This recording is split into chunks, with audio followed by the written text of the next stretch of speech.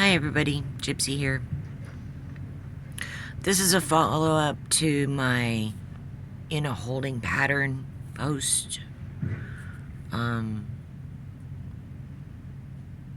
Rabbit is wearing a cannabis sweatshirt before I start hearing a bunch of flack about that. First off, everyone who knows him knows he doesn't smoke cannabis. Doesn't partake at all. But he's pro-cannabis. Why? Because he's a cancer survivor. I'm also a cancer survivor, times 2, thanks to cannabis. Yeah, I partake of cannabis. I have fought cancer twice. The first one I completely eliminated without radiation and chemotherapy or harsh drugs. No. I found out what my cancer was, what was causing it to grow. I eliminated it from my diet. I started eating healthy food, and I got right with my Creator. I used my spirituality to heal thyself. And I did.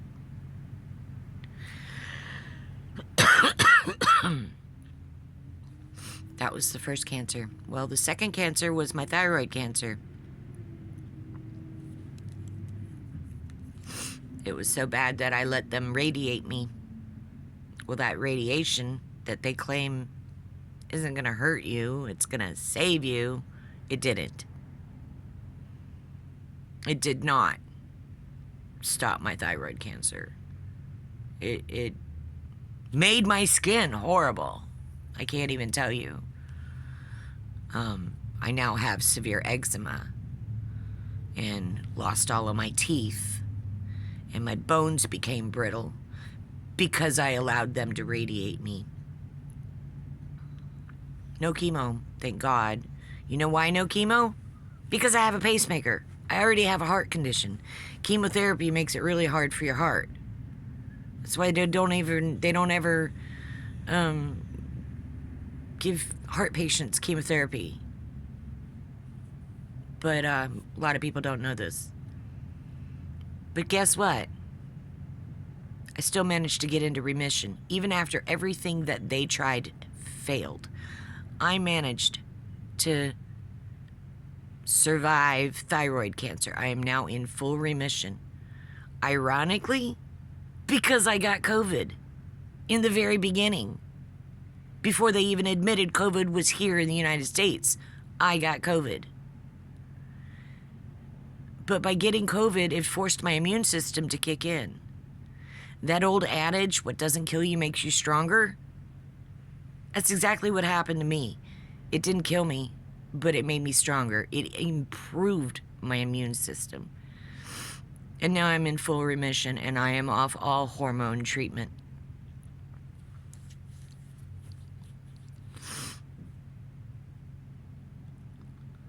If I wasn't using cannabis, I don't think I would have survived COVID. Just chew on that for a minute. It's not for everybody. And what works for one might not work for another. There is differences in cannabis, and any cannabis user knows this. There's indica, there's sativa, and there's hybrid mixes.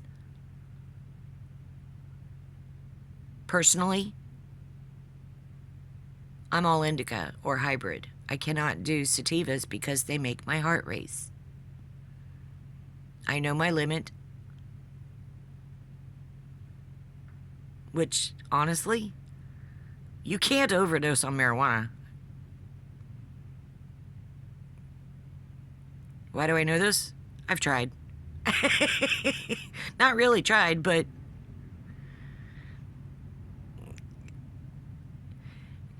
if you smoke too much of it, you either get super hungry or you take a nap. But usually you just get super hungry. But,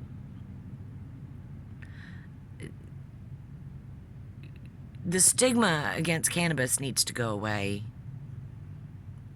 It was all propaganda from the very begin with. And it never should have been classified as a class 1 drug. Anybody who's been through any kind of medical issues and experienced cannabis for themselves know for a fact that cannabis never should have been classified as a class 1 drug. That was all propaganda.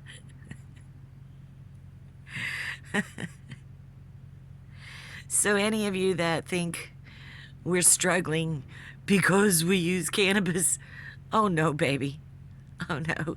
First off, cannabis, the price of cannabis on the West Coast has dramatically dropped. It's regulated.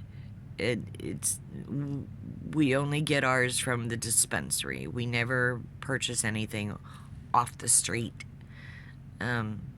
That's where you get into trouble. That's where you get people messing with it, and tampering with it or contaminating it.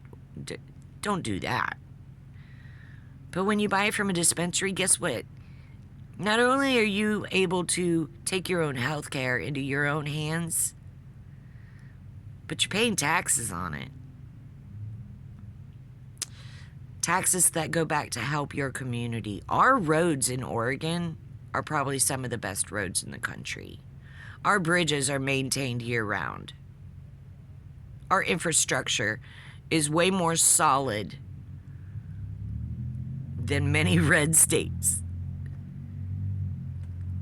I'll give you, for instance, Louisiana and Mississippi. Oh no, you don't want to drive on the interstate through there. Don't want to drive there. Matter of fact, we almost wrecked coming out of Jackson, Mississippi, headed towards Vicksburg. The road was so bad, we nearly came off the road and had an accident pulling the trailer. Why are your roads so bad?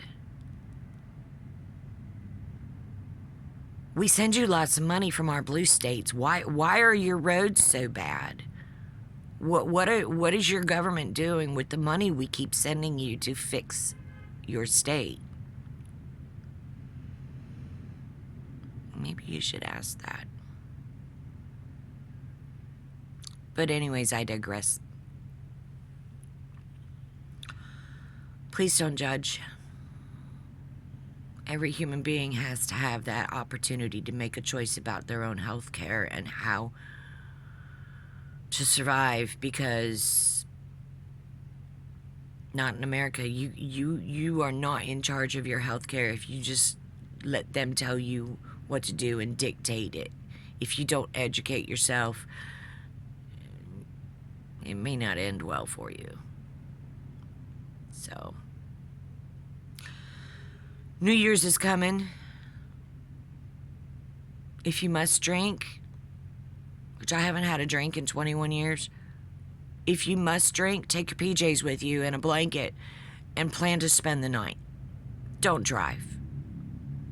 There's going to be police checkpoints all over the place that you might possibly get nabbed up into, not to mention drunk drivers, and you don't need to be one of them. You don't need to wake up behind bars, or worse, not wake up at all, or end an innocent person's life because you made a poor choice. So, if you must drink, please be responsible. Make plans ahead of time for a designated driver or an Uber, or spend the night. Wait till daylight. Allow yourself some time to sober up before you drive home. Please. Love you. God bless you. Stay strong.